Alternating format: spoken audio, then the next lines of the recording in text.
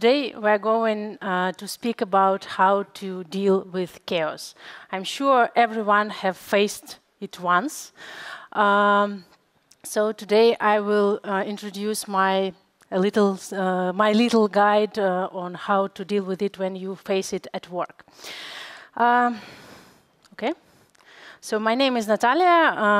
I advocate for quality on different levels, and I love stuff about it. So that's why I do a lot of mentoring, consulting, education, public speaking, and also I participate in a Women Tech Makers program as an ambassador. And during my 10 years in software testing, I rarely faced projects where everything was good and all processes were in place, until I joined them. When I faced such chaotic process for the first time, it was really hard for me to deal with it. And today I will share some notes how to help yourself. So my approach when I face the chaos, my first intention is to cry, to panic, or try to run away. And my imposter syndrome always tells me now everyone will understand that you are not a real tester, you are not a test lead, you know nothing about it. And actually, I look like my cat. It is my cat after moving to a new country, which was totally chaotic for her. So, what are the challenges when you face chaos as a tester on the project? For example, it might be some large or legacy system and you need to dive into and onboard fast. Or it is a complex business process which you work with and it is really hard to understand what's going on there without using Wikipedia. Or you are the first tester and there is no one to help you with your testing related questions. And there are two problems which look like controversial, but they both can be a problem. For example, project has no testing and you have to start it, or project has testing and you have to improve it. In both these cases, you cannot just flow into the process which already works. You need to somehow rework it. All of this can be very chaotic when you face it, but because you don't understand how to make it work. What I always tend to do when I face this stuff, I need to understand what should I do first, what is the goal of testing? How the people who invited me understand this goal? What do they expect from me? Then I go to the project objective, what are we doing? How is it released? What the phase is on board, and how should I introduce testing into it? Also, I need to understand who are the decision makers, also who are other important people around the project, who are the customers, who are the users, how can I get their opinion on what is needed for testing. And last but not least, the timelines.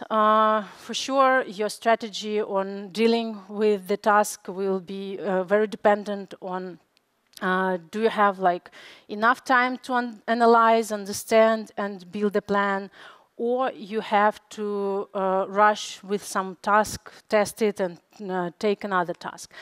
So let's go through some steps which will help us to formulate our testing process.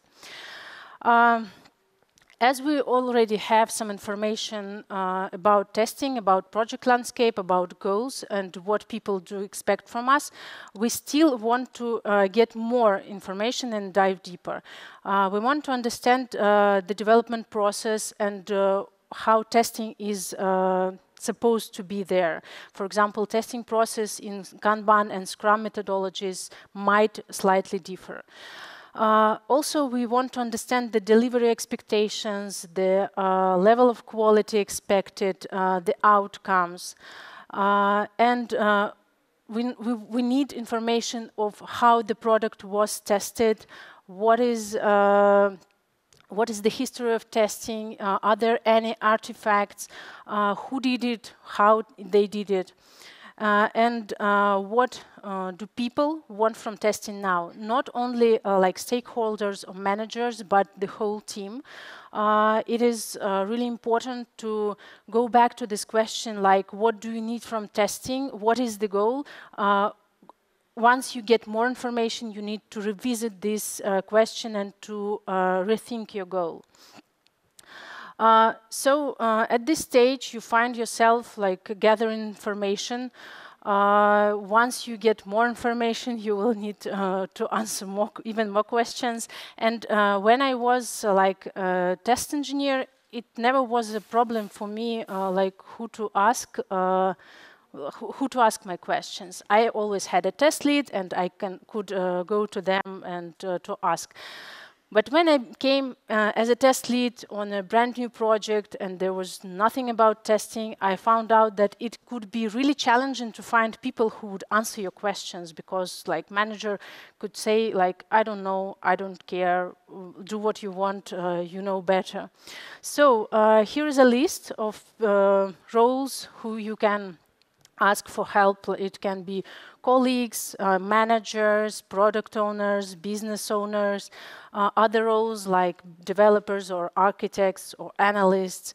You can gather a lot of information from customers or users by maybe direct conversation or collecting some feedbacks. And even former employees can be source of such information. Sometimes not in form of direct conversation, but like in form of existing documentation, etc. Or maybe some speeches at the conferences. And also, here are some ways to gather how you gather information, because it's sometimes you can just talk to people, but in other times you will need to do some structured interviews, like to prepare some questions, to go to business, to to use your time mostly efficient. You will want to gather some metrics to analyze how it corresponds with users' feedback and analyze existing documentation. And once we understand who to ask and how to ask, we want to understand what to ask. So first of all, we're going through the what should we test, the scope of testing, and what should not be tested, like out of scope. Then we go through how do we test, like what types should we use, which levels, which approaches would we apply, when do we do testing, when we start it, when we finish, how often do we repeat it, and what is needed for testing, like what is the team composition, do we need some specific testing data or tools or something like that. By this QR code, you can find a mind map I created with a bunch of questions which can help you when gathering all this information. And now, yeah, I've seen this. Okay. And now we will go through this mind map. It's how it looks like. It's divided into a few sections, which I named before. Also, there are some hints on risks, and we're not going to speak about risks today, because it will take the whole time of the conference. As I said, I think the what question, what should we test, is like the first one we should ask. It is about what the application consists of, what are the requirements, functional, non-functional, are there any integrations, are there any expectations from users, what is the business value, etc., etc., etc. So you need to understand what are you going to work with. And besides of that, always remember that if you do not test something, if there's something out of scope, you should understand who will test it. Let's go quickly through other parts of the mind map. When we understand what to test, we want to analyze how do we test it. Like, what the stages of testing are we going to introduce? Are there any specific testing types which should be applied? What is the level of tests to distribute the tests we should work with? Should we automate something or not? When do we introduce testing and how does it correspond with the overall delivery process? How often do we do regression or other type of tests? Do we work with the release? Do we do some release activities? And also a lot of resource stuff, like do we need specific teams? Do we need some tools, data, accesses, licenses, etc., etc. So it is a lot of things to consider to understand how you will do the testing for this product. Not all these questions would be answered, so you won't probably you won't be in situation when you come with the list of questions and give and receive all the answers. Sometimes you will get the response like, we expect you to say us, for example, if we need test automation. It is normal, and that's why you have to ask a lot of very detailed questions to understand if the product really needs, for example, test automation or not.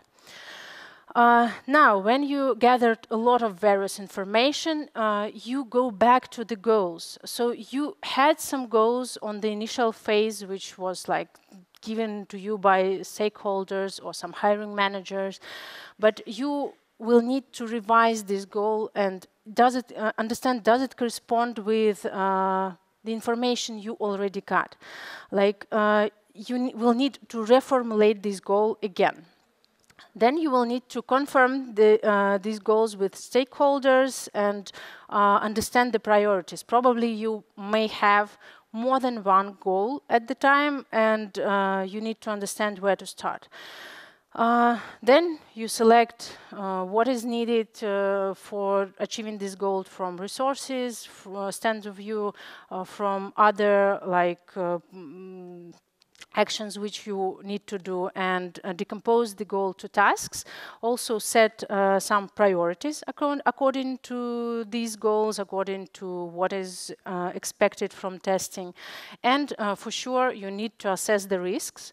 So probably when you do this prioritizing exercise, you will understand that not everything will be done, and some tasks or some goals will be delayed, and you need to understand what risks are hidden in this postponing and how to mitigate them. Now, with all that information and plan, you feel much better, like this cat. And what's next? Once you have this plan, once you have these like actions you need to do, you will try to introduce some changes. And here comes the Deming cycle, which describes how to introduce the changes into existing process without like ruining everything. So first of all, having this goal, having a plan, you know what actions you need to do. Then you do these actions actually, and after that you analyze if these actions work, if what you've done brings you to your goal, if it works in current project, if it benefits it. And according to this analysis, you do improvements. You sometimes roll back some changes. You refine it according to maybe you have more information about your initial goal and it will slightly change, so you will change your actions for the new stage. So it is a cycle. So once you understand what should be improved in your actions, you reset the goal and you go further, or you set the new goal to achieve. So let's go through the example. For example, you are a new tester on the game mobile application, which is in production, and there's no specific testing done by some testing team, but some activities were performed by project manager and development team. There are concerns about low number of users, and business stakeholders tend to correlate it with number of bugs. So what should you do here? Probably you want to analyze the initial statement which you receive from the business stakeholders. So you have this hypothesis from them about low number of users because of low quality of applications. So you need to understand which what's going on with the bugs. Is it really so critical for the users? What are the users' feedback? And you need to correlate all of this and think how to deal with it if it's true and if it is not true. Because sometimes it will be really a problem with a number of bugs, and sometimes it will be something else. So you will build a strategy according to this information. Then you will probably have a goal to understand the real quality of the application, like plan testing. Then you will understand if maybe users want something else, maybe it is more about user experience than about quality, and you need to highlight it to business stakeholders. That's not all about testing. So you will sequentially go through this plan. And to sum up, do not be afraid of chaos. You certainly can handle it. You already done it in your life. Gather information. Information will help you with the plan and with actions and with the goals. Understand this goal and create a plan. Do it actionable. Communicate with people. Probably people where will be the main source of information for you. And also use any templates or guidelines or checklists you can find. For example, you can use my mind map to ask the questions, because the issue with chaos is mostly about it being unstructured and hard to understand. If you structure and decompose it, it will be really manageable. And make improvements sequentially so that you don't ruin everything at once. Thank you so much. You can find again the QR code for mind map, and I'm ready for your questions. Thank you so much, Natalia. Let's see, you got 3 questions currently. So the first one, do you have advice for junior tester with no previous experience, who is facing all the challenges combined, no colleagues, no tests, etc.?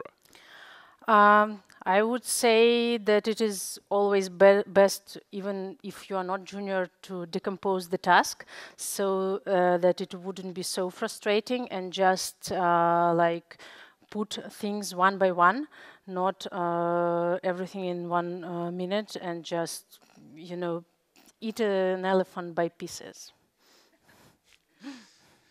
Okay, what is the most practical way to decompose a goal to tasks? Most practical.